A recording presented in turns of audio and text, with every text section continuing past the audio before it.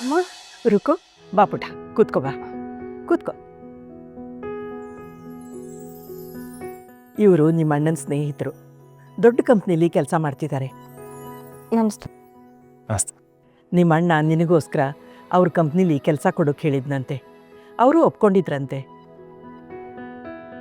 ಈಗ ನಿಮ್ಮ ಅಣ್ಣ ಹೋಗ್ಬಿಟ್ನಲ್ಲ, ಅದಕ್ಕೆ ನಮಗೆ ಸಾಂತ್ವನ ಹೇಳಿ ನಿನಗೊಂದು ಕೆಲಸ ಕೊಡೋಣ ಅಂತ ಬಂದಿದ್ದಾರೆ.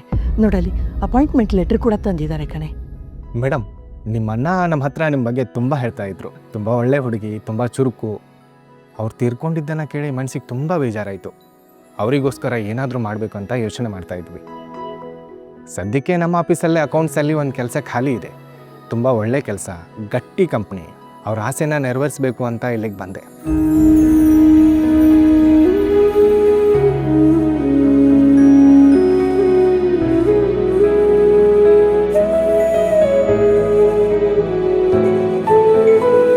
ಸರ್, ನಿಮ್ಮನ್ನ ಭೇಟಿ ಮಾಡಿ ತುಂಬ ಖುಷಿ ಆಯಿತು. ನಿಮಗೆ ನಾನು ಹೇಗೆ ಥ್ಯಾಂಕ್ಸ್ ಹೇಳಲಿ ಅಂತಲೇ ಗೊತ್ತಾಗ್ತಾ ಇಲ್ಲ ಸರ್.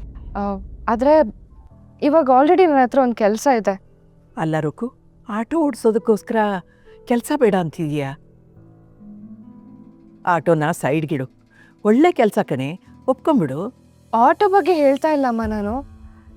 ಸೂರ್ಯಪ್ರಕಾಶ್ ಸರ್ ಇದ್ದಾರಲ್ಲ, ಅವ್ರ ಶಾಪಲ್ಲಿ ಅಕೌಂಟ್ ಹ್ಯಾಂಡಲ್ ಮಾಡೋದಕ್ಕೆ ಕೆಲಸ ಸಿಕ್ಕಿದೆ. ಹೆಚ್ಚಾಗಿ ಮನೆಯಲ್ಲೇ ಬಿಸ್ನೆಸ್ ಕೆಲಸ ಇರುತ್ತೆ. ಏನಾದರೂ ಎಮರ್ಜೆನ್ಸಿ ಇದ್ದರೆ ಮಾತ್ರ ಶಾಪಲ್ಲಿ ಕೆಲಸ ಅಷ್ಟೆ. ಮೇಡಮ್, ಪ್ಯಾಕೇಜ್ ನೋಡಿ ಒಂದು ಸತಿ, ಒಳ್ಳೆ ಕೆಲಸ. ನಿಮ್ಮ ಅಣ್ಣ ಅವರು ಸ್ಪೆಸಿಫಿಕ್ಕಾಗಿ ಹೇಳಿದರು ಅಂತ ಬಂದೆ. ಯೋಚನೆ ಮಾಡಿ. ಸಾಧ್ಯ ಆದರೆ ನಾಳೆಯಿಂದನೇ ಜಾಯ್ನ್ ಆಗಿ. ನಮಸ್ಕಾರ.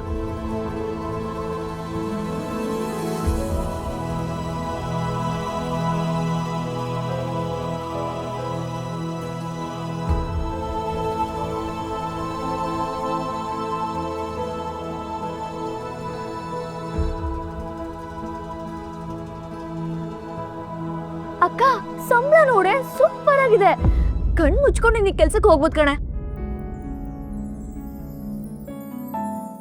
ನಾನೇ ಖುದ್ದಾಗಿ ಸೂರ್ಯಪ್ರಕಾಶ್ ಸರ್ ಹತ್ರ ಹೋಗಿ ಕೆಲಸ ಬೇಕು ಅಂತ ಕೇಳಿದ್ಕೆ ಕೊಟ್ಟಿರೋದದು. ಇವಾಗ ನಾನು ಇಲ್ಲಿ ಸಂಬಳ ಜಾಸ್ತಿ ಇದೆ ಅಂತ ಅಲ್ಲಿ ಬರಲ್ಲ ಅನ್ನೋಕ್ಕಾಗುತ್ತಾ? ಅವ್ರು ನನ್ನ ಬಗ್ಗೆ ಏನು ಅನ್ಕೊಳಲ್ಲ. ಅಲ್ಲ ಕಣೆ ರುಕ್ಕು, ನಿಮ್ಮ ಅಕ್ಕನ ಮನೆಗೆ ನೀನು ಕೆಲ್ಸಕ್ಕೆ ಹೋಗೋದು ಏನು ಚೆನ್ನಾಗಿರುತ್ತೆ ಹೇಳು? ಅದೊಂಥರ ವ್ಯತ್ಯಾಸ ತಂದಿಡುತ್ತೆ ಕಣೆ, ಸಂಬಂಧಗಳು ಹದಗೆಡುತ್ತೆ. ಈ ಕೆಲಸನ ನಿಮ್ಮ ಅಣ್ಣನೇ ನಿನಗೆ ಹೇಳ್ಕೊಡ್ಸಿರೋದು. ನಿನ್ನ ಕಂಡ್ರೆ ಅಷ್ಟಿಷ್ಟ ಇತ್ತು ಅವನಿಗೆ. ಅವನ ಪ್ರೀತಿಗೆ ಸ್ಪಂದಿಸೋದಕ್ಕೆ ಇದು ಒಂದೇ ಒಂದು ಅವಕಾಶ ಕಣೆ. ನೋಡು, ಯೋಚನೆ ಮಾಡು.